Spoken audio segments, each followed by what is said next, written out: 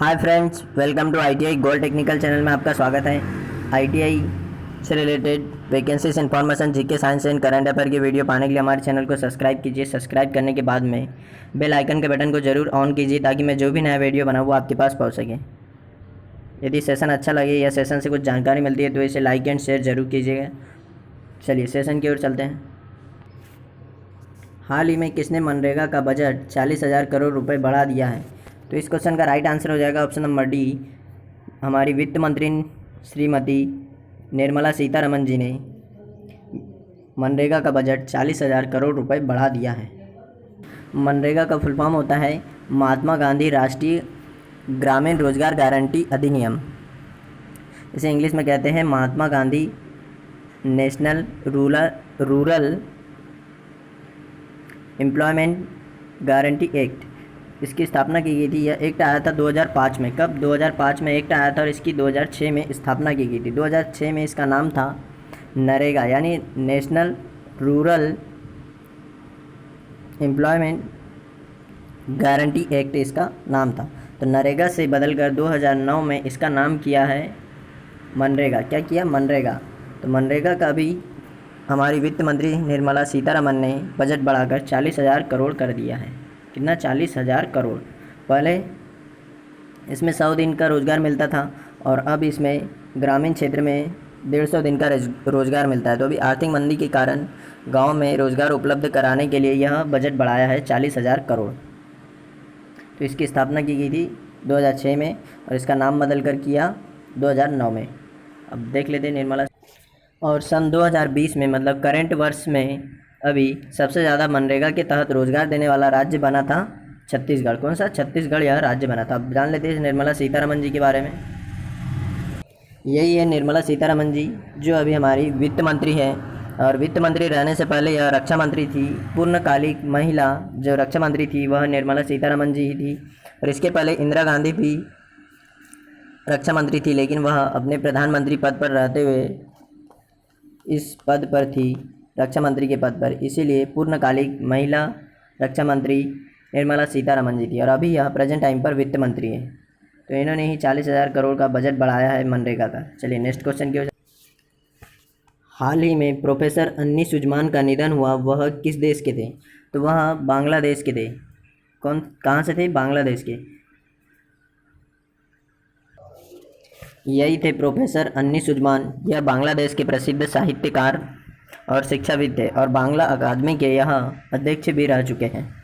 अब इन्हें याद रखना इसलिए ज़रूरी है क्योंकि इन्हें भारत का पद्म भूषण अवार्ड मिला है। कौन सा अवार्ड? पद्म भूषण।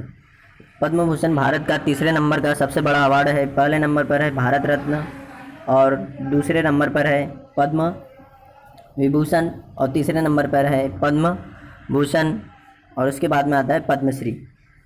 तो इन्हें यहाँ पद्म भूषण अवार्ड मिला है, इसीलिए इन्हें याद रखना ज़रूरी है। तो इनकी अभी हाल ही में मृत्यु हो गई है 83 वर्ष की उम्र में। यह बांग्लादेश के थे। बांग्लादेश की राजधानी है ढाका और यहाँ की मुद्रा है टका और यहाँ की प्रेसिडेंट हैं शेख हसीना। कौन है? शेख हसीना। बांग्लादेश का विभाजन हुआ था 1971 में। कब? 71 में। चलिए नेक्स्ट क्वेश्चन की ओर चलते हैं। इस क्वेश्चन का राइट आंसर है ऑप्शन नंबर बी, बांग्लादेश के थे। कौन? अन्नी सुजमान जी। चलिए नेक्स्ट क्वेश्चन की ओर चलते हैं। हाल ही में किसके द्वारा घोषणा की है कि कोविड-19 से वैश्विक अर्थव्यवस्था पर 5,800 से 8,800 अरब डॉलर का नुकसान हो सकता है?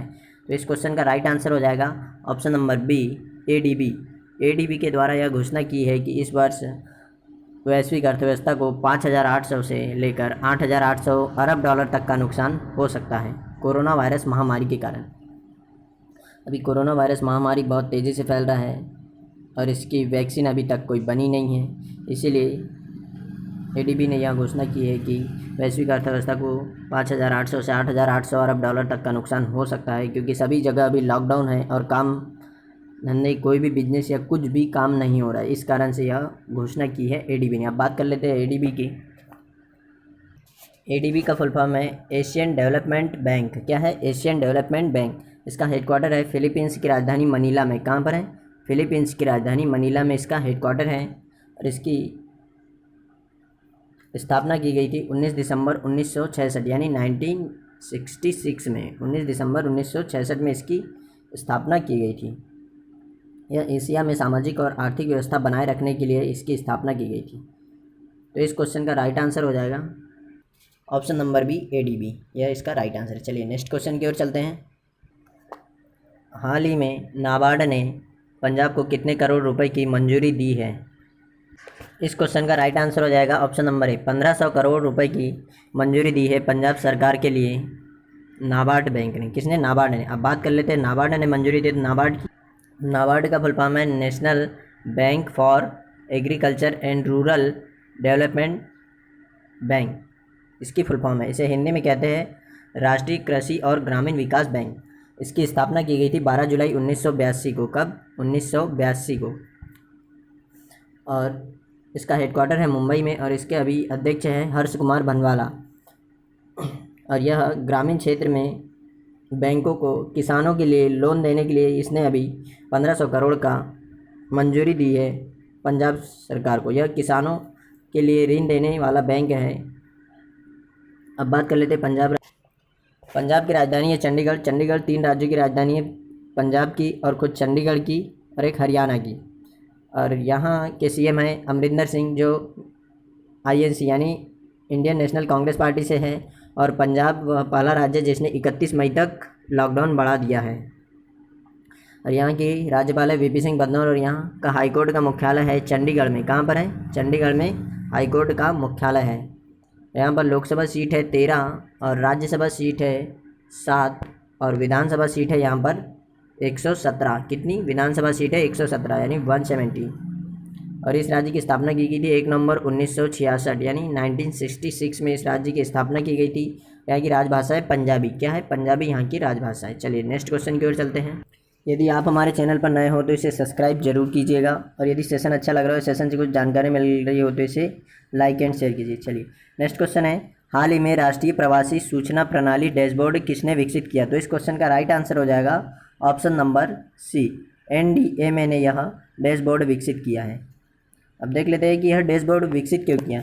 तो जो लोग दूसरे राज्यों में फंसे हैं उनकी जानकारी इकट्ठा करने के लिए और उन्हें अपने अपने राज्यों में पहुंचाने के लिए आवागमन सुविधा प्राप्त कराने के लिए यह डैशबोर्ड बनाया है, राष्ट्रीय प्रवासी सूचना प्रणाली डैशबोर्ड। किसने? एनडीएमए ने। तो अब बात कर लेते हैं एनडीएमए की। एनडीएमए की फुल फॉर्म है नेशनल डिजास्टर मैनेजमेंट अथॉरिटी। यह गृह मंत्रालय की एक एजेंसी है। इसके अध्यक्ष प्रधानमंत्री नरेंद्र मोदी जी और इसकी स्थापना की गई थी सन 2005 में। कब? 2005 में। तो इस क्वेश्चन का राइट आंसर हो जाएगा option number C, NDMA national disaster management authority. चलिए नेक्स्ट क्वेश्चन की ओर चलते हैं। हाल ही में किस देश ने नेपाल को 3000 कोविड-19 टेस्ट किट प्रदान की है? तो इस क्वेश्चन का राइट आंसर हो जाएगा ऑप्शन नंबर डी, भारत ने अभी हाल ही में नेपाल को 3000 कोविड-19 टेस्ट किट प्रदान की है। टेस्ट किट वह होता है इसमें कोविड-19 का सैंपल टेस्ट किया जाता है, कोरोना पॉजिटिव है या नेगेटिव। तो यह नेपाल को अभी भारत ने दिए हैं 3000। कितने? 3000। और कुछ दिनों पहले ही भारत ने नेपाल को कुछ मेडिसिन भी दी थी, जैसे पैरासीटामॉल और हाइड्रोक्लोरोक्विन मेडिसिन। कोरोना वायरस से जो रिलेटेड जो भी दवाइयाँ थी वह नेपाल को दी थी भारत ने। तो अब बात कर लेते हैं नेपाल की। नेपाल की राजधानी है काठमांडू और यहाँ पर मुद्रा चलती है नेपाली रुपया। और यहाँ पर प्रेसिडेंट है केपी शर्मा ओली यानी खड़ग प्रसाद शर्मा ओली यहाँ पर प्राइम मिनिस्टर है। और यहाँ पर प्रेसिडेंट हैं विद्या देवी भंडारी। कौन है? विद्या देवी भंडारी यहाँ पर प्रेसिडेंट है। तो इस क्वेश्चन का राइट आंसर हो जाएगा option number D, Bharat. Bharat ने नेपाल को 3000 कोविड-19 टेस्ट किट प्रदान किए हैं। चलिए नेक्स्ट, हाल ही में रक्षा मंत्रालय ने DTIS योजना को कितने करोड़ रुपए की मंजूरी दी है? तो इस क्वेश्चन का राइट आंसर हो जाएगा option number B, 400 crore. 400 crore की मंजूरी दी है रक्षा मंत्रालय ने DTIS योजना को। DTIS योजना का फुल फॉर्म है डिफेंस टेस्टिंग इंफ्रास्ट्रक्चर स्कीम। क्या है? Scheme, defence testing infrastructure scheme. यह इंफ्रास्ट्रक्चर बनाने के लिए इस योजना को लॉन्च किया था और इसमें अभी मंजूरी दी है हमारे रक्षा मंत्री राजनाथ सिंह ने 400 करोड़ की। कितने? 400 करोड़ की। तो इस क्वेश्चन का राइट आंसर हो जाएगा ऑप्शन नंबर बी। चलिए नेक्स्ट क्वेश्चन की ओर चलते हैं। हाल ही में किस राज्य सरकार ने प्रवासियों के लिए चरण पादुका पहल की शुरुआत की है? तो इस क्वेश्चन का राइट आंसर हो जाएगा option number B, Madhya Pradesh. अभी सभी राज्यों में अलग अलग राज्यों के मजदूर फंसे हुए हैं और जब लॉकडाउन है तो यह मजदूर पैदल ही अपने घर जाने लगे और कई मजदूर ऐसे हैं जिनके पैरों में चप्पल तक नहीं है। तो इसी के लिए मध्य प्रदेश सरकार ने यह योजना लॉन्च की है, चरण पादुका पहल। मतलब इसके द्वारा उन मजदूरों को चप्पल प्रोवाइड की जाएगी ताकि वह चप्पल पहन सके या फिर चप्पल बिना चप्पल के जो घर वापस जा रहे हैं वह चप्पल पहन के जा सके। अभी गर्मी का टाइम है तो धूप बहुत तेज़ है, इसीलिए पैर ना चले, इसलिए यह चरण पादुका पहल शुरू की है। पहले जब लकड़ी की चप्पल होती थी तो उसे हम खड़ाऊ कहते थे। क्या कहते थे? यह होती थी खड़ाऊ, यह मंदिरों में रखी होती थी या आज भी इसे पंडित लोग पहनते हैं। जो पंडित मंदिर के पुजारी होते हैं वह मंदिर के अंदर यह चप्पल को पहनकर जा सकते हैं, इसीलिए इसे खड़ाऊ कहते थे। यह आज भी मंदिरों में रखा हुआ है। अब बात कर लेते हैं मध्य प्रदेश की। तो मध्य प्रदेश की राजधानी है भोपाल। यहाँ के सीएम हैं शिवराज सिंह चौहान, जो बीजेपी पार्टी से, और बीजेपी पार्टी इंटरनेट पर वेबसाइट बनाने वाली भारत की पहली पार्टी है। और यहाँ के राज्यपाल है लालजी टंडन। कौन है? लालजी टंडन। यहाँ लोकसभा सीट है 29 और राज्यसभा सीट है 11 और विधानसभा सीट है यहाँ पर 231। कितनी? 231। और इस राज्य की स्थापना की गई थी 1956 में। और यहाँ की राजभाषा है हिंदी और सिंधी। और अभी शिशु मृत्यु दर सबसे खराब मध्य प्रदेश का ही है और सबसे अच्छा शिशु मृत्यु दर नागालैंड का। यानी नागालैंड में 1000 बच्चे जन्म लेते हैं तो 4 बच्चे मरते हैं। कितने? 4 बच्चे। और मध्य प्रदेश में 1000 बच्चे जन्म लेते हैं तो 48 बच्चे की डेथ हो जाती है, यानी मर जाते हैं 48 बच्चे। तो इस क्वेश्चन का राइट आंसर हो जाएगा option number B, Madhya Pradesh. चलिए नेक्स्ट क्वेश्चन की ओर चलते हैं। हाल ही में किस राज्य में चक्रवात अम्फान ने सबसे ज़्यादा तबाही मचाई है? तो इस क्वेश्चन का राइट आंसर हो जाएगा ऑप्शन नंबर सी, उड़ीसा। उड़ीसा राज्य में चक्रवात अम्फान ने सबसे ज़्यादा तबाही मचाई है। वैसे तो और भी कई राज्यों में मचाई है तबाही, लेकिन यहाँ सबसे ज़्यादा तबाही मणिपुर, मिजोरम, अरुणाचल प्रदेश, उड़ीसा, ऐसे कई राज्यों में यहाँ तबाही मचाई है। लेकिन अभी उड़ीसा ने अपने राज्य में चेतावनी जारी की है। किसके खिलाफ? चक्रवात अम्फान के खिलाफ यह चेतावनी जारी कर दी है उड़ीसा ने, क्योंकि यहाँ सबसे ज़्यादा तबाही हुई है। तो इस क्वेश्चन का राइट आंसर हो जाएगा ऑप्शन नंबर सी। और उड़ीसा की राजधानी है भुवनेश्वर। यहाँ पर चीफ मिनिस्टर है नवीन पटनायक जो, और राज्यपाल है गणेशी लाल। और यहाँ हाईकोर्ट का मुख्यालय है कटक में। और यहाँ पर लोकसभा सीट है 21, यानी 21 लोकसभा सीट है और राज्यसभा सीट 10 है। और यहाँ पर विधानसभा सीट है 147। कितनी? 147 यहाँ पर विधानसभा सीट है। और इस राज्य की स्थापना 1936 में की गई थी। कब? 1936 में। और यहाँ की राजभाषा है उड़िया। क्या है? उड़िया यहाँ की राजभाषा है। तो इस क्वेश्चन का राइट आंसर हो जाएगा ऑप्शन नंबर सी। उड़ीसा राज्य में चक्रवात अम्फान ने सबसे ज़्यादा तबाही मचाई। और इसका नाम अम्फान रखा है थाईलैंड ने। किसने रखा है? थाईलैंड ने। तो इस क्वेश्चन का राइट आंसर है ऑप्शन नंबर सी।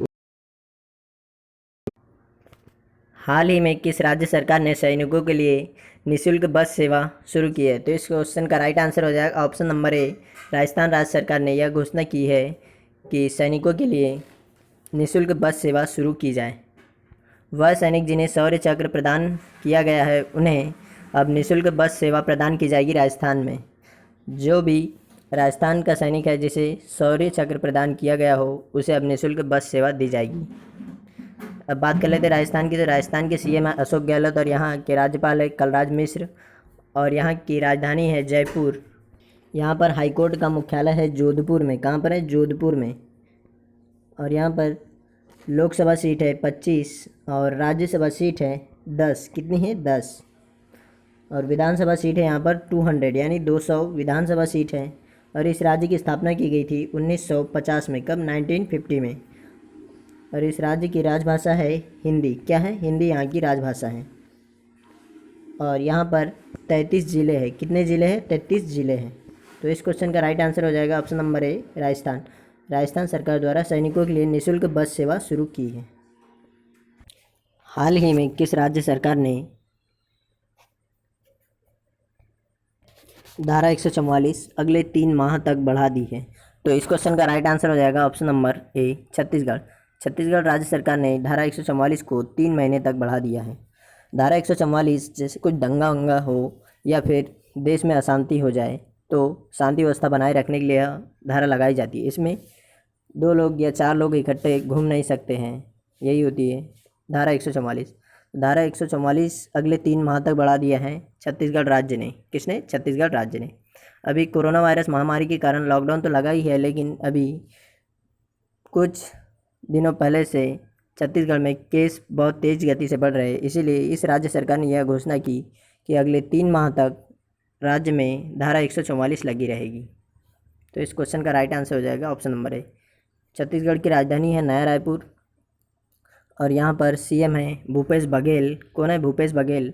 और राज्यपाल है अनुसुईया उइके। कौन है? अनुसुईया उइके। और यहाँ पर हाईकोर्ट का मुख्यालय है रायपुर में ही। कहाँ पर? रायपुर में ही हाईकोर्ट का मुख्यालय। और यहाँ पर ज़िले हैं 28। कितने? 28 ज़िले हैं।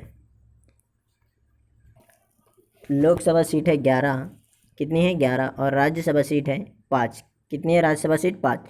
और विधानसभा सीट है यहाँ पर 90। कितनी है? 90 यहाँ पर विधानसभा सीट है। और इस राज्य की राजभाषा है हिंदी और छत्तीसगढ़ी। तो इस क्वेश्चन का राइट आंसर हो जाएगा ऑप्शन नंबर ए। छत्तीसगढ़ ने धारा 144 अगले 3 महीने तक बढ़ा दी है। चलिए, आज का सेशन यहीं समाप्त होता है। और यदि आप हमारे चैनल पर नए हो तो इसे सब्सक्राइब कीजिए। सब्सक्राइब करने के बाद बेल आइकन के बटन को ऑन कीजिए ताकि मैं जो भी नया वीडियो बनाऊँ वो आपके पास पहुंच सके। यदि सेशन अच्छा लगे या सेशन से कुछ जानकारी मिलती है तो इसे लाइक एंड शेयर ज़रूर कीजिएगा। Thank you watching for my video. मिलते हैं नेक्स्ट सेशन में।